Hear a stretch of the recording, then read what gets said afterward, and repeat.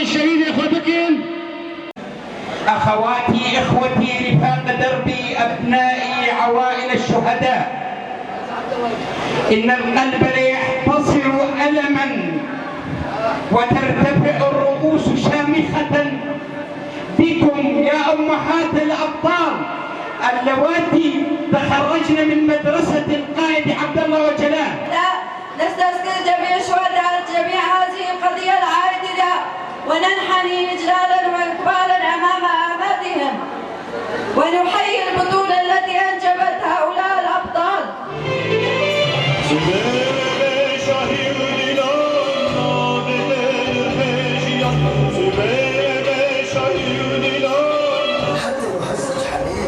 از فاطمه طاهرم افسروک دسته مالبات الشهيدة كانتون الجزيرة بگمان روز کوک ایرو هم شهید خود سپرن آخه شهیدن برخدانا من بجه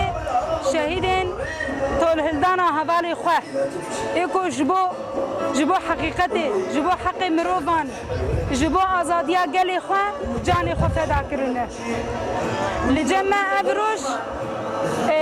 يعني وكو جوجلك خمجينة أم بي ديشنجي وأم بي قوات دقرن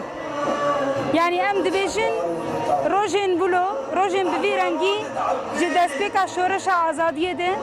جداس بيكا تفجر آزادية داس بشار كريه وأم شهيدة دسبيرن آخي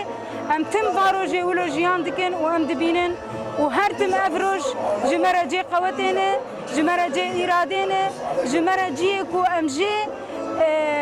قوات بگرن ام تجاری بروجين ولو إرادة مناشكه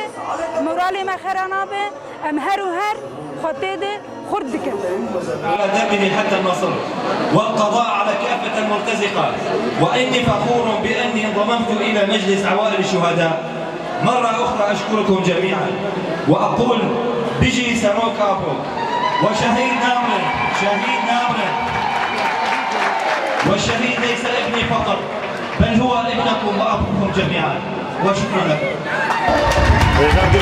الرئاسة المشتركة لهيئة الدفاع في مقاطعة الجزيرة اعدادات الدولة التركية على روجافا ليس بالسابقة الأولى، فمنذ تحرير مناطق الجزيرة وجريسبي وكوباني من إرهاب داعش وكتاب الإرهاب داعش جبهة النصرة، الأتراك يحاولون استفزاز قوات حماية شعب اليابجي واليابجي ويتم ضرب مناطقنا وقسم مناطقنا ويتم الاعتداء على الأراضي الزراعية داخل روجافا. فهذه الاعتداءات تكررت ضاربة حائط العرض